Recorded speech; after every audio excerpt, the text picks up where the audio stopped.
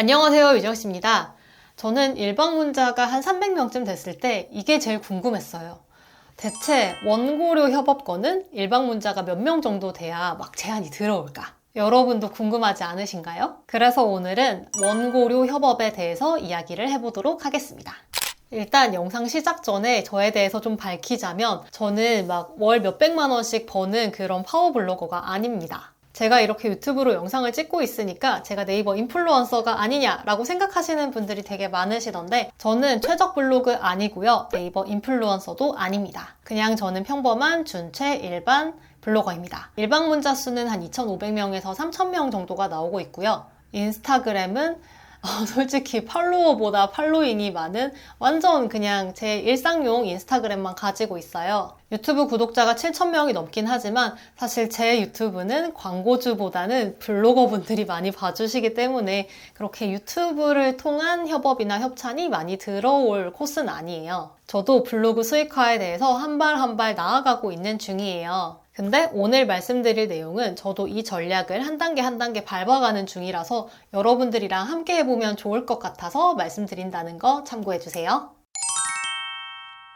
블로그 통계에서 일반 문자가 2,400명 정도가 넘으면 상위 5만 개 블로그에 들어갑니다. 그래서 저는 일반 문자가 한 2,000명 정도 넘으면 막 협업 제안이 들어와가지고 그 중에서 제가 골라낼 줄 알았어요. 근데 실상을 알고 나니까 일반 문자 2,000명 정도 가지고는 제가 막 골라낼 수 있을 만큼 협업 제안이 많이 들어오지는 못하겠구나 라는 생각이 들더라고요.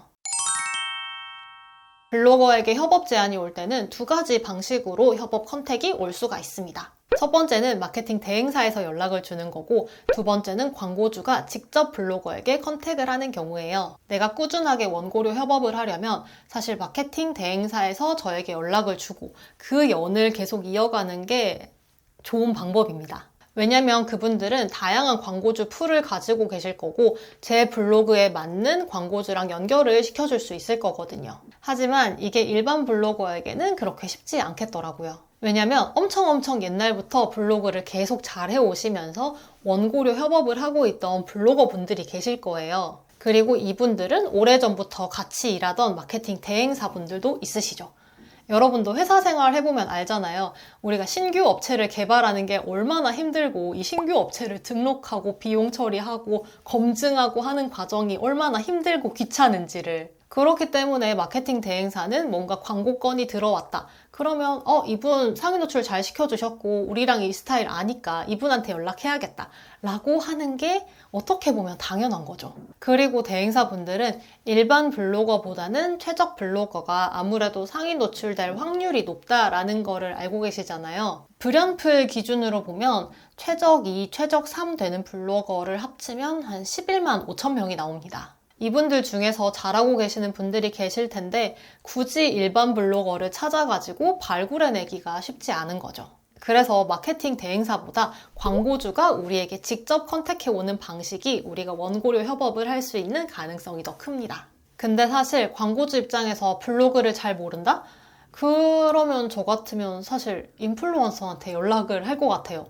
네이버에서 얘네가 잘하니까 인플루언서 딱지를 붙여줬겠지라는 생각이 들 것 같거든요. 그래서 최적 블로그가 아닌 많은 분들이 인플루언서가 되려고 많이 노력을 하시죠. 원고료 협업권이 훨씬 더 많아질 거니까. 그래도 광고주가 조금 블로그를 안다면 내가 노출시키고 싶은 키워드를 먼저 검색을 해볼 거예요. 그리고 상위 노출된 블로그가 어느 정도 잘하는지를 살펴보고 그 블로그에게 연락을 주시겠죠.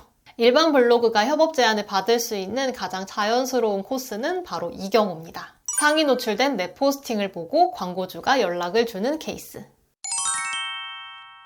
그러면 이제 우리는 어떤 글을 써야 내가 블로그 협업 제안을 받을 수 있을까를 한번 생각해 봐야겠죠. 일단 중요한 건 후기성 포스팅을 써야 한다는 겁니다. 뭔가 사람들이 검색해서 서비스든 물건이든 살 것 같은 포스팅. 제 일반 문자가 2,500명이 넘지만 사실 제 블로그는 정보성 포스팅이 많은 편이에요. 싱가포르 입국 신고서 같은 거 상위 노출된다고 해가지고 연락을 줄 광고주가 있을까요? 없죠. 월 검색량이 많은 키워드를 가지고 글 쓰는 거 중요하고 일반 문자 수 늘어나는 거 중요합니다. 하지만 수익화는 좀 다른 문제예요. 일방 문자 수가 500명이어도 광고주가 관심을 가질 만한 키워드로 상위 노출된 블로그는 저보다 사실 원고료 협업권을 더 먼저 제안받았을 수도 있어요. 일방 문자 수가 10,000명이어도 광고주가 전혀 관심 없는 키워드로 글을 쓴다 그러면 그쪽으로는 연락이 갈 수도 있을 것 같아요. 1만 명이면 무슨 키워드든 하나는 관심 있는 키워드가 있을 것 같으니까 이건 좀 너무 비약이고, 일방 문자 수가 2,000명이어도 광고주가 관심 없을 만한 키워드로만 이렇게 블로그를 채워나가면 협업 제안을 받기가 쉽지 않았을 거예요. 그러면 후기성 포스팅을 써야 하는 건 알겠는데 대체 뭘 쓰면 좋을까? 좀 참고할 만한 게 없을까?를 생각하실 수도 있죠. 제가 가장 추천하는 건 체험단 사이트에서 볼 수 있는 제품 카테고리로 글을 쓰시라는 거예요. 체험단을 통해서 제품을 홍보하고 있는 건 마케팅할 의지가 있다는 거고, 그 분야의 다른 업체들도 분명히 마케팅을 하고 있을 거예요. 이 체험단을 보면 화장품이 진짜 많잖아요. 화장품이 그만큼 마케팅비를 많이 쓴다는 말입니다. 그리고 목도리 같은 것도 하나둘씩 나오고 있는데, 저 작년에 잘 쓰던 목도리 스타일러를 좀 돌려놔야 되겠습니다. 사진 찍어서 이거 포스팅 해야겠어요. 그리고 생각보다 멀티탭도 많습니다. 제 블로그는 뷰티보다 생활 쪽이 조금 더 강세가 있는 편인데, 이 생활 쪽을 보다 보니까 멀티탭 체험단이 생각보다 많더라고요. 그래서 저 결혼할 때 이제 신혼집 멀티탭 고를 때 진짜 고민을 많이 했거든요. 이 대용량 멀티탭이 필요하고 안전한 거 필요하고 이래가지고 이 멀티탭 지금 한 3년 넘게 썼으니까 이것도 포스팅을 해보면 좋을 것 같아요. 체험단에 있는 제품으로는 내가 잘 모르겠다. 이게 체험단에 있는 것들 중에서는 나랑 맞는 게 잘 없는 것 같다 라는 생각이 든다면 레퍼런스 블로거들을 참고하는 걸 추천드립니다. 제가 지난 영상에서 내가 참고하고 싶은 내 롤모델이 될 만한 레퍼런스 블로거들을 모아두라고 말씀을 드렸잖아요. 내가 참고할 만한 블로거들 중에 협찬 포스팅을 많이 쓰는 블로거가 있다면 그 블로거가 어떤 협찬을 받아서 포스팅을 하는지를 살펴보는 거예요. 그리고 그 제품 또는 그 서비스와 비슷한 류의 사용 경험이 있다면 그거와 관련돼서 포스팅을 써보는 거죠. 이렇게 블로그 수익화에 좀 관심을 쓰기 시작하면 제 주변의 모든 것들이 블로그 수익화와 블로그 포스팅 거리로 보이기 시작합니다. 제가 아침에 퀘이커랑 연세두유를 섞어가지고 약간 선식처럼 아침 식사 대용으로 마시거든요. 근데 갑자기 궁금한 거예요. 먹다가 이 아침 식사를 블로그에 검색해보시는 분들이 계실까? 생각보다 많은 거예요. 그러면 아침 식사 대용은 어떨까? 검색해봤는데 심지어 이것도 많은 거예요. 그리고 그걸 보면서 생각이 드는 거죠. 이거는 상위 노출되면 조회수도 잘 나오고 운이 좋으면 협업 제안이 들어올 수도 있을 거고, 만약에 뭐 협업 제안이 안 들어오더라도 내가 쿠팡 파트너스 링크 같은 걸 붙일 수 있겠다 라는 생각이 드는 거예요. 그럼 써야죠. 무조건 써야죠. 제가 지금 아침 먹고 촬영을 하고 있는 건데 이 영상 찍고 나서 저는 블로그 씁니다. 그래서 저는 제 멀티탭이나 이런 아침 식사 대용처럼 내가 실제로 이것들에 정착하기 전까지 어떤 검색을 했고 오래오래 쓰면서 어떤 부분이 좋았는지 하는 부분이 있다면 그걸로 포스팅을 해보시는 걸 추천드립니다. 근데 솔직히 말해서 이런 후기성 포스팅들, 제품이나 서비스 같은 것들을 리뷰했을 때 상위 노출이 되더라도 일방 문자 수가 막 드라마틱하게 늘진 않아요. 위에 막 파워링크가 이만큼 있고 스마트 스토어가 막 있고 이러면 거기서 다 걸러져서 블로그 조회수로까지 연결되는 경우는 그렇게 많지 않더라고요. 하지만 상위 노출이 된 내 포스팅을 보고 협업 제안이 오거나 또는 그 포스팅을 보고 내 링크로 구매를 해주셔서 쿠팡 파트너스 수수료가 들어온다면 일방 문자 수 늘어나서 조금 늘어나는 애드 포스트보다는 훨씬 더 수익화가 잘 되는 거예요. 실제로 저도 이메일로 정식 협업 제안을 받은 건들을 보면 대부분 제 포스팅이 상위 노출이 되고 그 포스팅을 보고 광고주분들이 연락 오시는 경우가 많더라고요.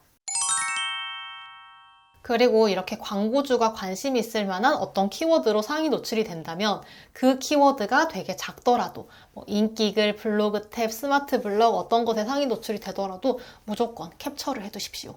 이렇게 캡처해둔 상위 노출건은 역제안을 할 때 쓸 수가 있어요. 제품 제공으로만 협업 제안이 왔는데 이걸 원고료 협업건으로 바꾸고 싶을 때, 그리고 내가 진짜 써보고 싶은 제품이 있어서 업체에 역제안을 할 때 이 상위 노출한 이력들을 참고용으로 쓸 수가 있는데요. 이 역제안에 대한 건 다음 영상에서 자세하게 한번 이야기를 드려볼게요. 역제안만 얘기해도 할 말이 너무 많아가지고 이 영상에 담을 수가 없었어요. 다음 영상이 기대가 되신다면 구독과 좋아요, 댓글까지 써주시면 제가 아주 상세하게 영상을 만들어 보도록 하겠습니다. 옛날에는 블로그에서만 우리가 무언가를 검색을 해보니까 단순 포스팅만으로 원고료를 받는 게 많았어요.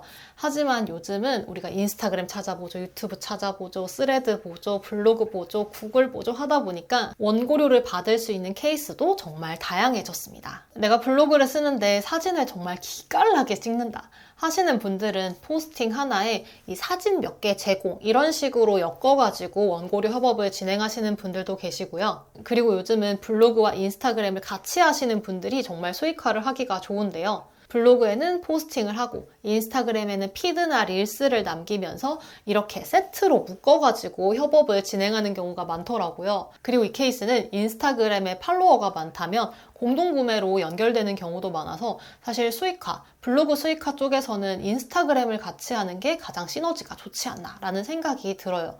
저도 인스타그램을 좀 제대로 해보고 싶은데 인스타그램은 너무 제 결에 안 맞더라고요. 그래서 어떻게 해야 될지 아직 잘 모르겠어요. 그리고 요즘은 블로거분들이 스레드도 많이 하시죠.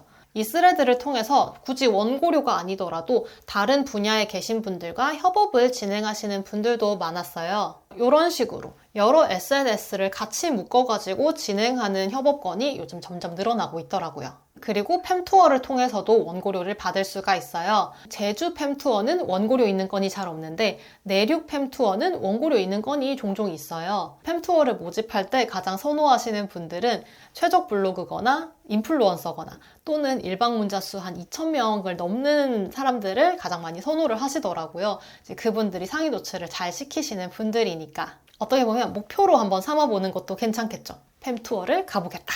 그리고 원고료는 아닌데 저는 블로그 수익화로 어필리에이트를 지금 많이 시도를 해보고 있습니다. 쿠팡 파트너스나 3시간 전, 마이리얼트리 파트너스, 클룩 어필리에이트 이런 것들이 여러 가지 사이트로 있는데요. 내가 경험해본 것들 또는 내가 알고 있던 것들로 포스팅을 하면서 거기에 구매 링크를 넣어서 누군가가 그 링크를 통해서 물건을 구입했을 때, 서비스를 구입했을 때 저한테 수수료가 떨어지는 제휴 마케팅의 일종이에요. 이것도 저품질이 되는 거 아니냐, 외부 링크 넣어도 되는 거 아니냐라는 말이 많은데 이 어필리에이트도 제가 할 얘기가 너무 많습니다.